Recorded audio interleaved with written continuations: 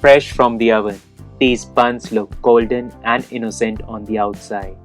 But wait until you see what's hiding inside. Creamy, garlicky, a little sweet, a little savory. Korean cream cheese buns are unlike anything you have ever tasted. Today, I'll take you through the whole journey, from making the dough to the final bite. Hi everyone, today we are going to make Korean cream cheese bun. So let's get started. So for the burger buns, we'll need butter, yeast, eggs, milk, salt and flour. For the cream cheese filling and the garlic dip, we will need eggs, butter, fresh coriander, garlic, chilli flakes, peppercorns, oregano, cream cheese, which is the most important one, fresh cream and salt. So let's begin. First, for Tangzhong, in a saucepan, add 20 grams of bread flour. To this, add 27 grams of water and 60 grams of milk and mix until smooth and lump-free.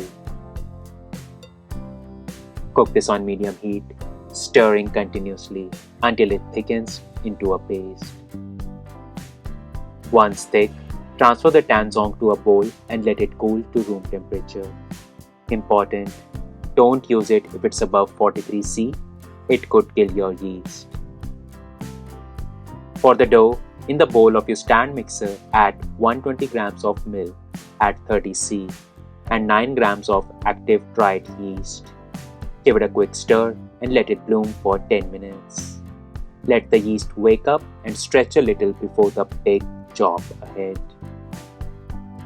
To this, add 320 grams of bread flour, your prepared Tangzhong, 1 egg and 1 egg yolk. Start mixing on speed 1 until it just comes together. Once everything comes together, scrape the sides and add 35 grams of sugar and 1 teaspoon salt. Continue mixing at speed 1 until everything comes together. Now, we are going to check if the gluten is developed or not. For this, we'll do the window pane test. Take a small piece of dough and gently stretch it between your fingers. If it stretches thin without tearing and you can see light pass through it, congrats! Your dough has developed enough gluten and you can stop kneading. But if it tears too quickly while stretching, it needs more kneading. So give it a few more minutes. Now that our dough has come together, it's time to make it rich and silky. Add room temperature butter cubes straight into the bowl. Keep mixing on speed 2 until the butter is fully incorporated. Stop and scrape down any butter clinging to the bowl. No butter left behind. Keep mixing on speed 2 until the butter is fully incorporated. Scrape the dough off the hook and the bowl sides. Lightly oil a bowl so that the dough won't stick and can rise easily. Shape the dough into a rough ball and place it inside the bowl. Cover with cling wrap and let it ferment at room temperature for 1 to 1.5 hours at room temperature. Remove the cling wrap and admire that beautiful rise. The dough has doubled in size. Punch it down gently so the gases are redistributed evenly. Place the dough carefully on a lightly floured surface. Using a pen scraper, cut the dough into 6 parts. Weigh each piece to around 95 grams on a kitchen scale. This ensures all buns bake evenly. Take one dough piece and stretch each corner towards the center. Flip it so the seam faces down. Place your pinky fingers at the front of the dough ball and drag it towards yourself, making sure it stays in contact with the surface to create tension. Repeat until you have a smooth, tight ball. You can also do this one-handed. dragging the dough between your thumb and pinky. Repeat for all dough balls. Place your dough balls carefully on a lined tray. Leave at least 2.5 inches of space between each ball. Cover the tray and let the buns brew for 1 to 2 hours or until they have doubled in size. Look at that puff. The buns have doubled in size. Remove the cling wrap and apply egg wash. Be careful not to apply too much or it will pool around the buns and may taste burnt. Bake the buns in a preheated oven at 180°C for 18 to 20 minutes or until golden brown. Once baked, remove the buns from the oven. Admire that beautiful golden brown color. Insert a thermometer into a bun. If it reads between 89 to 93°C, the buns are perfectly baked inside. Let them cool to room temperature. Press the buns gently. If they spring back to their original shape, it means they are soft and fluffy inside. Now for the cream cheese filling. Add cream cheese to a bowl.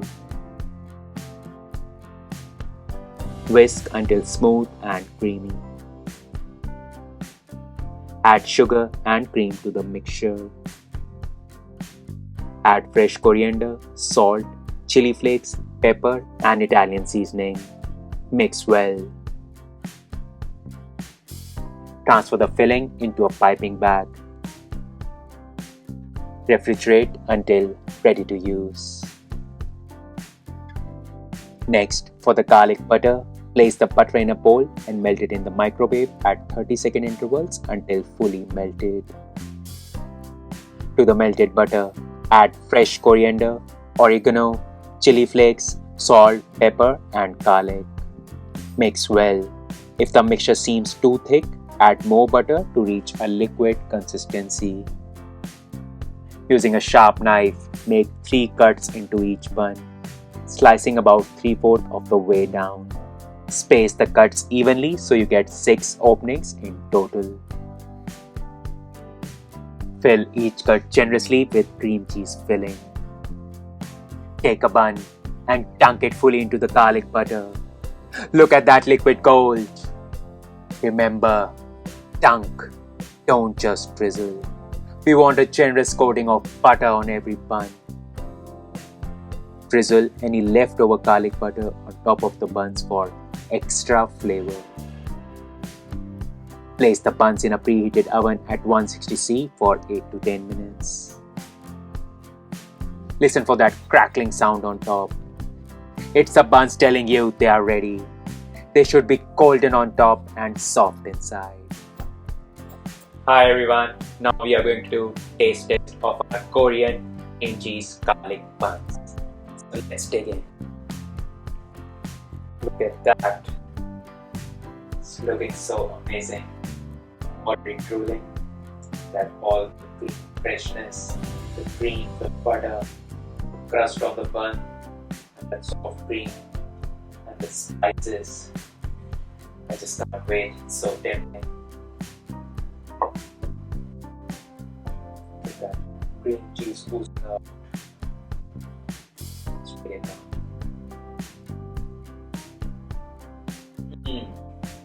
Oh. Wow. It's just roller coaster of flavors. First I'll describe the bun. The bun is so soft. You can see how soft it is, spongy. You can see all the web structure holes in there. Then you have that tartness from the cream cheese, the fresh herbs and the spices. They are perfectly balanced. I felt like I was adding too much salt, but I think it's really perfect right now.